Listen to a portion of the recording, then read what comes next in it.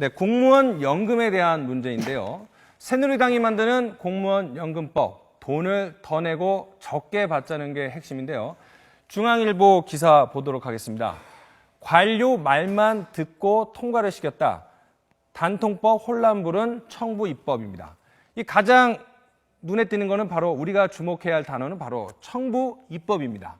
청부 입법이란 정부가 법안을 만들면 시간이 많이 걸리니까 의원에게 부탁해서 대신 법안을 만드는 거죠. 청부 입법으로 만든 대표적인 법안, 휴대전화 보조금을 제한하는 단통법입니다.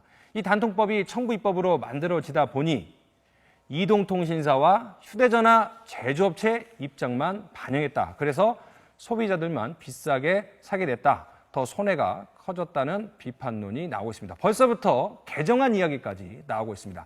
근데 공무원 연금 개혁안도 청와대가 새누리당 지도부에게 맡겨서 이 청부 입법 방식으로 만들어지고 있다고 합니다. 또 주목해야 할 점이 있습니다. 국민일보 8면 기사를 보면 알 수 있는데요.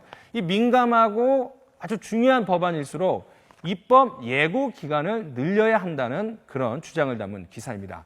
현재 입법 예고 기간이 40일이나 되는 거 알고 계십니까?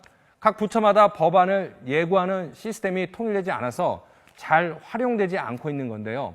또 공무원 연금법 같은 국민적 관심이 큰 법안일수록 예고 기간을 더 늘려야 한다고 전했습니다. 네, 그래서 국민들이 논란이 되는 법안에 대해서 충분히 이해하고 양측의 엇갈리는 의견을 받아들일 수 있도록 좀 더 예고 기간을 더 길게 해서 여론 수렴 작업을 충분히 하자, 이런 주장인데요. 지금 청부 입법, 사실 청부라는 말 자체가 부정적인 뉘앙스인데요. 변호사님, 그 청부 입법이라는 말이 실제로 존재하는 말인가요? 아니면 어떤 거죠?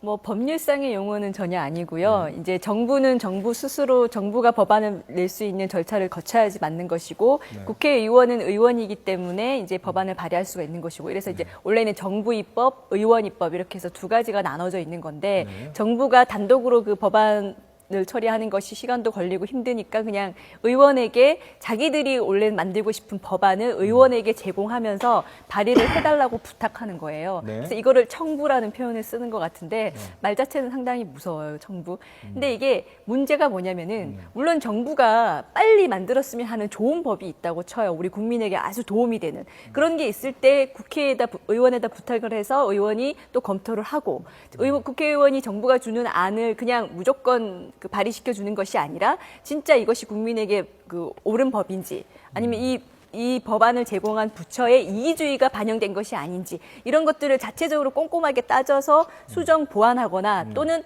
그렇게 했을 때 이 법안이 바람직하지 않다. 이건 뭔가 문제 있는 법안이라고 하면은 거부를 한다든지 이런 어떤 내부적인 걸 거친다면 굳이 이 표현은 청부 입법이지만 이 방식 자체가 잘못된 것은 아닌 거예요. 근데 문제는 이런 청부 입법이라고 불려지는 이유가 국회의원이 이 정부가 제공하는 안에 대해서 꼼꼼히 따져보지 않고 그냥 그 해당 정부의 공무원과 이렇게 좀 유착되고 관계도 좋고 뭐 이러면서 그냥 묻지마식으로 발의를 그렇죠. 일단 해주는 거. 이게 문제인 거거든요. 변호사님 말씀은 정부와 여야, 정치권이 법안 발의를 앞두고 상의하는 것은 너무 자연스럽고 그렇죠. 당연한 과정인데 무슨 내용인지도 모르고 부탁하는 그대로 발의를 하는 거. 그래서 그게 그냥 결국 청부 입법 아니겠습니까? 그렇죠. 청부 입법의 폐해인 거죠. 자, 교수님. 그런데 사실은 우리가 이제 상권 분립이 됐는데 입법부가 행정부의 부탁 또는 시키는 대로 내용도 모르고 법안을 한다면 국민의 대신을 해서 법을 만드는 국회의원들 정말 지적을 받아도 마땅한 문제일 것 같은데요. 예, 그렇습니다. 뭐 설령 그 형식이 의원 입법이라고 하더라도 그 내용을 사실 이렇게 보면은 이것도 역시 청부 입법의 내용을 띈 것이 사실 상당히 많은 거죠. 그 왜냐하면은 그 어떤 이 현실에서의 문제점 자체를 공무원들이 더 많이 알고 있다 보니까 그 자료에 많이 의존을 해서 의원 입법이지만 실질적 내용은 다 공무원이 작성을 한, 즉 어떻게 본다면 국회의 입법권이 사실은 행정부의 공무원의 펜에 의해서 잠식되는, 사실은 이게 뭐 잘못된 관행 중에 하나 같아요. 그러다 보니까 이번 그 공무원 연금과 관련돼서도 결국은 이제 이 그 기본 내용 자체가 공무원의 입장에서 공무원의 시각에서 이제 바라보는 뭐 이런 것으로 이제 가능성이 상당히 이제 크는 그런 우려가 있고요. 또 이것에 숨겨진 이유 중에 하나는 아무래도 그 의원들의 입장에서는 뭔가 실적이 중요하니까 입법에 있어서의 그 건수 자체에도 많은 욕심이 있다 보니까 편리하게 공무원에 보이지 않는 도움을 받아서 마치 내가 의원 입법을 한 것으로. 근데 그 내용 자체는 사실은 공무원의 책상 위에서 작성된 이런 경우가 많이 있기 때문에 결국 이제 이것도 의원의 뭐 전문성과 의원의 어떤 현장 밀착형 관심 뭐 이것이 사실은 이와 같은 폐해를 막을 수 있는 시작이라고 보입니다. 소장님, 어쨌든 그 우리 교수님 말씀처럼 의정 활동을 하는 입장에서는 또 실적도 내야 되는 부담감도 있기 때문에 잘 모르는 분야에 대해서 무한정 의원 발의할 수 없기 때문에 정부나 행정부의 어떤 부탁을 받은 입법을 할 수밖에 없는 그런 상황이다 이런 말씀이신데요. 예, 선기능도 있습니다. 그런데 이제 지금까지 말씀하신 것은 이제 역기능에 대해서 얘기한 건데요. 네.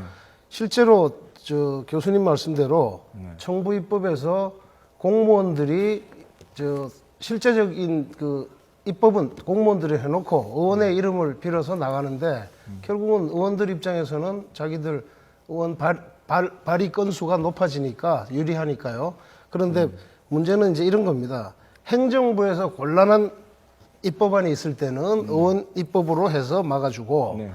의원들의 이익을 위한 입법은 행정부에서 받은 저 정부 입법으로 나오고 하는 그런 경우가 있어요. 예를 들면 이번에 국회의원들 세비 올리는 입법안은 어디서 나왔죠?